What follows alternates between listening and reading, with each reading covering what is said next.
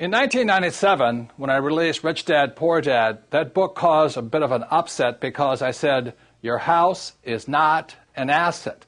So in today's world, if you want to be rich, you have to know the difference between assets versus liabilities.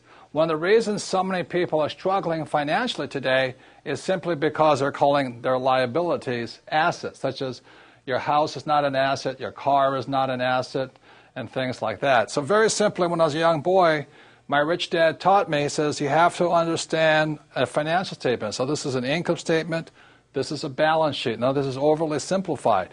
He says, what creates something to be an asset is very simply assets, cash flow money into your pocket. And a liability takes money from your pocket. So for most people, their houses are not assets or liabilities because every month it takes money to live in that house. Even those who say, well, I don't have any debt on my house, I've paid it off. Look, you still have insurance, still have upkeep, you still have maintenance. So let me explain this. I'm not saying don't buy a house or don't buy this and all this.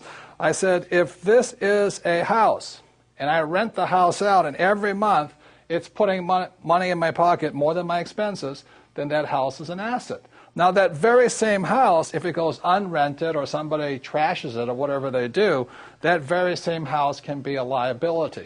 So a house can be an asset or a liability depending upon the most important word in business. It's called cash flow. Once again, if cash flows into your pocket, it's an asset.